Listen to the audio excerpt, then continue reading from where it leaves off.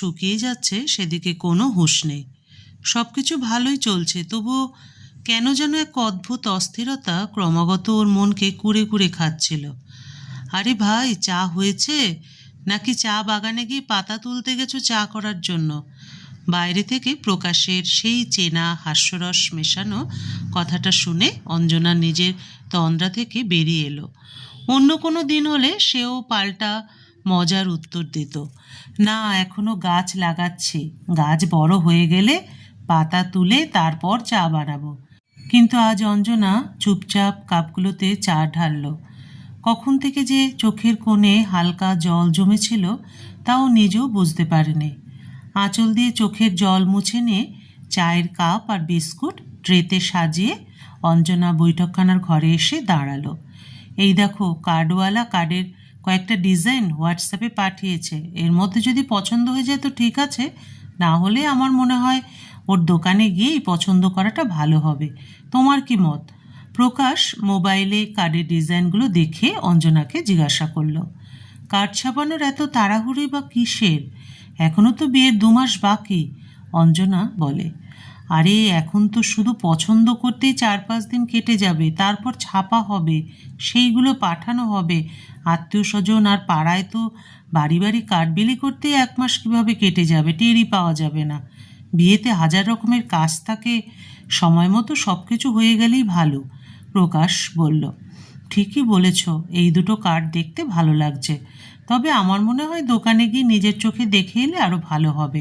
অঞ্জনা সম্মতি জানায়, তাহলে একটা কাজ করো, তাড়াতাড়ি তৈরি হয়ে নাও, কার্ডের কাজটা আজকেই সেরে ফেলি। 15 দিন পর মামুনি চলে আসবে, এখন তো ওর সঙ্গে সময় কাটাতেই মন চাইবে। ও আসার আগে বাইরের কাজগুলো মিটিয়ে ফেলি, যাতে বিয়ের আগে অন্তত কয়েকটা দিন মেয়ের সঙ্গে নিশ্চিন্তে থাকতে পারি। মেয়ের কথা মনে পড়তেই প্রকাশের গলা ভারী হয়ে এলো। মেয়ের জন্য তার মন আবেগে ভরে উঠল। ঠিক আছে, আমি এখনই তৈরি হয়ে আসছি, তুমিও প্যান্ট শার্টটা বদলে নাও।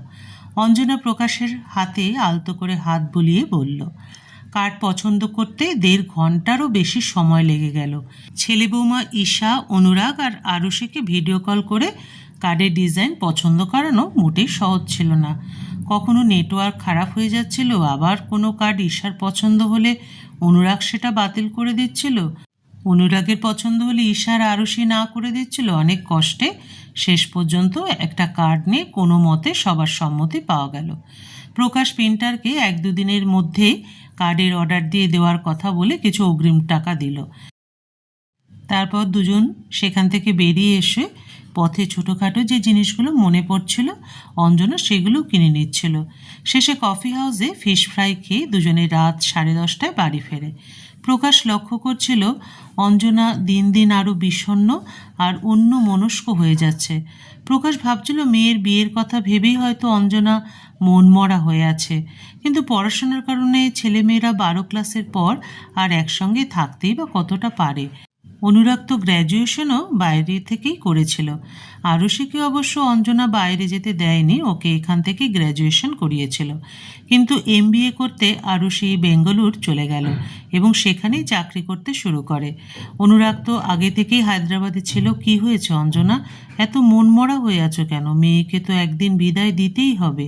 আর আরুষি তো গত 3 বছর ধরেই বেঙ্গালুরুতে আছে। একদিক দিয়ে বলতে গেলে আজকাল পড়াশোনার চাকরির কারণে ছেলেমেয়েরা বিয়ের আগেই বাড়ি ছেড়ে চলে যায়। প্রকাশ অঞ্জনাকে সান্ত্বনা দেওয়ার মতো করে বলে, ঠিকই বলেছ তুমি। অঞ্জনা মৃদু হেসে স্বামীকে আশ্বস্ত করল এবং নিজের মনের অনুভূতিগুলোকে লুকিয়ে রাখে। বলতে পারল না কি ভয় নিয়ে সে মনে মনে লড়াই করছে, আর কোন আতঙ্কটা ওকে ভেতর থেকে কুড়ে কুড়ে খাচ্ছে। ছোটোখাটো প্রস্তুতি করতে করতে কিভাবে যে 1 মাস কেটে গেল তা কেউ টেরই পেল না। প্রকাশ ক্যাটারার, হোটেল, হল, অতিথিদের উপহার সব কিছুর ব্যবস্থা করে ফেলেছিল। বাইরে থাকা সব অতিথিদের কার্ড কুরিয়ার করে পাঠিয়ে ফোনও করে দিয়েছিল। আরুষি বাড়ি ফিরে এলে তারা শুধু মেয়ের সঙ্গে নিশ্চিন্তে কিছুটা সময় কাটাতে চেয়েছিল। 1 মাস পর আরুষি বাড়ি ফিরে আসে। ও ওয়ার্ক ফ্রম হোমের অনুমতি নিয়ে এসেছিল আর পরের দিকে 15 দিনের ছুটিও নিয়েছিল। ড্রয়িং রুমের এক কোণে আরুষি নিজের কাজ করার জন্য একটা টেবিল চেয়ার রেখে নিল। আরে মামুনি, তোর ঘরেই তো টেবিল চেয়ার সব আছে, এখানে কাজ করতে তোর অসুবিধা হবে তো? প্রকাশ বললেন। একটু অসুবিধা হবে না বাবা, এখানে বসে কাজ করলে কাজও করব আর তোমাদের দুজনকে সামনে দেখতে পাবো, আরুষি বাবার কাঁধে মাথা রেখে বলে। প্রকাশ মুচকি হেসে মেয়ের মাথায় হাত বুলিয়ে দিলেন। মেয়েরা বাবা মায়ের প্রতি কতটা সংবেদনশীল হয়। সকাল 8:30 নাগাদ চা জলখাবার খেয়ে আরুষি ল্যাপটপ নিয়ে কাজ করতে বসে যেত। প্রকাশ তার সামনের সোফায় বসে চুপচাপ খবরের কাগজে পড়তে থাকতেন। অঞ্জনা সবজি কাটতে এসে সেখানে বসতো। তিনজনের মধ্যে হয়তো কোনো কথাবার্তা হতো না, কিন্তু তবু ওরা একসঙ্গে থাকতো। জলখাবার থেকে শুরু করে দুপুর রাতের খাবার সব কিছুই আরুষির পছন্দ অনুযায়ী তৈরি হতো। মেয়ে বাড়িতে ফিরে আসার পর অঞ্জনার মুখেও যেন সামান্য আনন্দের ছাপ ফুটে উঠতে শুরু করেছিল, কিন্তু যখনই সে একা কোনো কাজ করত তখনই হঠাৎ করে আবার দুশ্চিন্তায় ডুবে যেত। প্রকাশ বুঝতে পারত নিশ্চয়ই এমন কিছু একটা বিষয় আছে যা অঞ্জনাকে মনে মনে কষ্ট দিচ্ছে, কিন্তু জিজ্ঞাসা করলে অঞ্জনা এড়িয়ে যেত, বলতো এমন কোনো ব্যাপারই নেই। শনি রবিবার আরুষির ছুটি থাকে, তাই তিনজনে মিলে শপিং করতে বেরিয়ে পড়ে। গয়না জামা কাপড় কাজের যেন কোনো শেষ ছিল না। মেয়ের বিয়েতে প্রকাশ কোনো খামতি রাখতে চাইছিলেন না। তিনি চাননি আরুষির কোনো ইচ্ছাই অপূর্ণ থেকে যাক। মনে হচ্ছিল নিজের সমস্ত সঞ্চয় যেন তিনি মেয়ের জন্য উজাড় করে দিতে চান। অঞ্জনা আর আরুষি বাধা দিতে গেলে প্রকাশ হেসে বলতেন, আরে তোমরা দুজনে এত চিন্তা করছো কেন? কতটা খরচ করতে হবে সেটা আমি ভালোভাবেই জানি, আমি ততটাই খরচ করব। তোমরা শুধু যেটা পছন্দ হয় সেটা কিনে নাও, টাকার চিন্তা আমার ওপর ছেড়ে দাও। দুদিন যে কিভাবে কেনাকাটা করতে করতে কেটে যেত টেরই পাওয়া যেত না। তবুও কেনাকাটার তালিকা যেন কিছুতেই ছোট হচ্ছিল না। আরুষির শ্বশুরবাড়ি কলকাতাতেই ছিল। পরাগ যখন বিয়ের জন্য ছুটি নিয়ে বাড়ি এলো তখন আরুষির শাশুড়ি ওকে সঙ্গে করে বেনারসি শাড়ি আর গয়না পছন্দ করাতে নিয়ে গেলেন। এরপর বিয়ের বেনারসি আর শাড়ির ব্লাউজ সেলাই করানোর জন্য শুরু হলো আরও ছোটাছুটি। অঞ্জনার শরীর ক্লান্ত হয়ে যেত, কিন্তু তবুও উৎসাহের সঙ্গে সমস্ত কাজ করে যেত।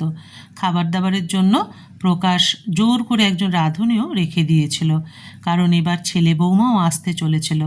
বিয়ের 15 দিন আগেই দুজনে চলে এলো। বাড়িটা যেন হঠাৎ করে পরিপূর্ণ হয়ে ওঠে। বিয়ের দিন যত এগিয়ে আসছে অঞ্জনার দুশ্চিন্তা আর দম বন্ধ করা অস্বস্তি ততই বেড়ে চলেছিল। নিজের মনের ভয়টুকু সে কাউকেই বলতে পারছে না। সারা জীবন যে ভয় আর আশঙ্কা ওকে নিজের জন্য তাড়িয়ে বেরিয়েছে, আজ সেই একই ভয় ও নিজের মেয়ের জন্য অনুভব করছিল। অঞ্জনা তখন খুব ছোট, যখন তার বড় পিসির বিয়ে হয়েছিল, কিন্তু তখনও সে সব কিছুই বুঝত। দাদু তার বড় মেয়ের বিয়ে খুব ধুমধাম করে দিয়েছিলেন। 2 ছেলের পর প্রথম মেয়ে হওয়ায় বড় পিসি ছিলেন দাদুর বিশেষ আদরের। দাদু বিয়েতে জলের মতো টাকা খরচ করেছিলেন, কিন্তু বিয়ের মাত্র কয়েক মাস পর বড় পিসি বাপের বাড়ি ফিরে এসে জানিয়েছিলেন তার স্বামী আর শ্বশুরবাড়ির লোকজন তাকে খুব অত্যাচার করে। তার শরীরে সব সময় নীল নীল কালশিটে দাগ লেগে থাকতো। পিসি সব সময় কাকুতি মিনতি করে বলতেন যেন তাকে আর শ্বশুরবাড়িতে পাঠানো না হয়, কিন্তু দাদু ছোট 2 মেয়ের ভবিষ্যতের কথা মনে করিয়ে দিয়ে পিসিকে আবার শ্বশুরবাড়িতে পাঠিয়ে দিতেন। তোকে যদি বাড়িতে রেখে দিই তাহলে তোর ছোট বোনেদের বিয়েতে কত বাধা আসবে জানিস? আমরা তো বিয়ে দিয়ে তোর প্রতি আমাদের দায়িত্ব পূরণ করে দিয়েছি, এখন তোর ভাগ্য তুই বুঝবি, এখন সেটাই তোর ঘর, তোকে সেখানেই মানিয়ে নিতে হবে। সম্পর্ক তো যে কোনো পরিস্থিতিতেই টিকিয়ে রাখতে হয়। অঞ্জনার সেই কথাগুলো আজও মনে ছিল, আর এই কথা ভেবে সে আজও খুব অবাক হতো যে মেয়েকে বিয়ে দিয়ে দেওয়া পর্যন্তই কি বাবা মায়ের দায়িত্ব? যেন মেয়ের বিয়ে দিয়ে একটা ঋণ শোধ করে হাত ছেড়ে ফেললেই দায়িত্ব শেষ।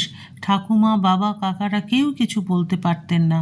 প্রতিবার বড় পিসিকে বোঝানো হতো সংসারে ছোটোখাটো ঝগড়াঝাটি তো হয়েই থাকে, তার জন্য কেউ কি আর সংসার ছেড়ে চলে যায়? আজও সেই দিনের কথা মনে পড়লে অঞ্জনা শিউরে উঠত, যেদিন ওর বড় পিসি দাদুর পা জড়িয়ে ধরে কাকুতি মিনতি করে বলেছিলেন, বাবা আমাকে ওখানে পাঠিও না, ওরা আমাকে মেরে ফেলবে, আমি তোমাদের বাড়ির ঝাড়ু পোছা বাসন মাজা সব কাজ করে দেবো, আমাকে একটা কোণে পড়ে থাকতে দাও। কিন্তু দাদু তাকে আবার শ্বশুরবাড়িতে পাঠিয়ে দিয়েছিলেন। আর তার মাত্র 4 দিন পরেই পিসি আগুনে পুড়ে মারা গিয়েছিলেন। নাকি তাকে পুড়িয়ে মেরে ফেলা হয়েছিল তা কেউ কোনোদিন জানতে পারেনি। অঞ্জনার শিশু মনে এই ঘটনার গভীর প্রভাব পড়েছিল। বিয়ের পর কেন মেয়েদের জন্য বাবার বাড়ির দরজা বন্ধ হয়ে যায়? সে কি শুধু অতিথির মতো 4 দিনের জন্য বাপের বাড়িতে এসে আবার চলে গেলেই ভালো মেয়ে হয়ে থাকে?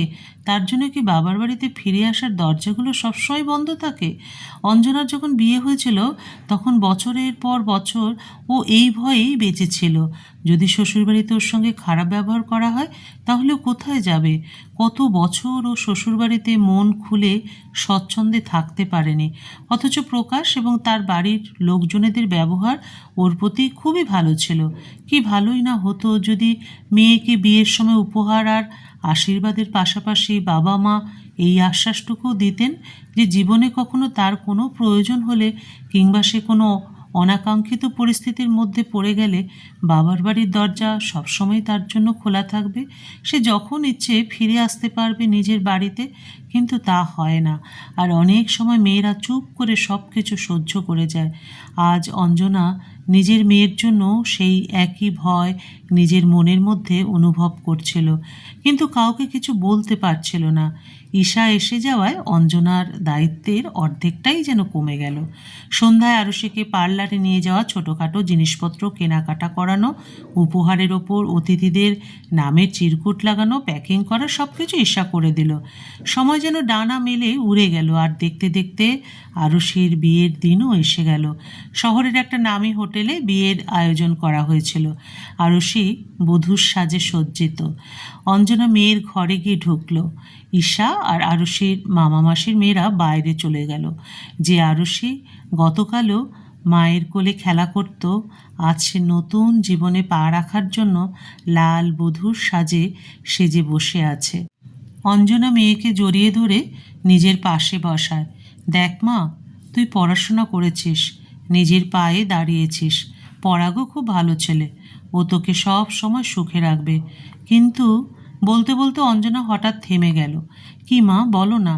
আরুষি মায়ের কাঁধে মাথা রেখে বলল, তুই নিজে রোজগার করিস, আমি জানি তুই নিজের খেয়াল রাখতে পারিস, কিন্তু ঈশ্বর না করুন কখনো যদি কোনো খারাপ পরিস্থিতি আসে তাহলে নিজেকে কখনো একা ভাবিস না। তুই পরাগকে ভালোবেসে বিয়ে করছিস ঠিকই, কিন্তু আমরা সবাই তোর পাশে আছি, ভবিষ্যতেও থাকবো। সব উপহারের পাশাপাশি আমি তোকে আরও একটা ছোট্ট উপহার দিতে চাই, একটা আশ্বাসের উপহার। আমার মনের দরজা আর এই বাড়ির দরজা সব সময় তোর জন্য খোলা থাকবে। অঞ্জনা চোখের জলে ভরা কণ্ঠে বলে, কারণ সম্পর্কের চেয়েও জীবন অনেক বেশি গুরুত্বপূর্ণ। এটা মোটেও ছোট কোনো উপহার নয় মা, বরং যে কোনো মেয়ের জন্য এটাই সবচেয়ে বড় উপহার।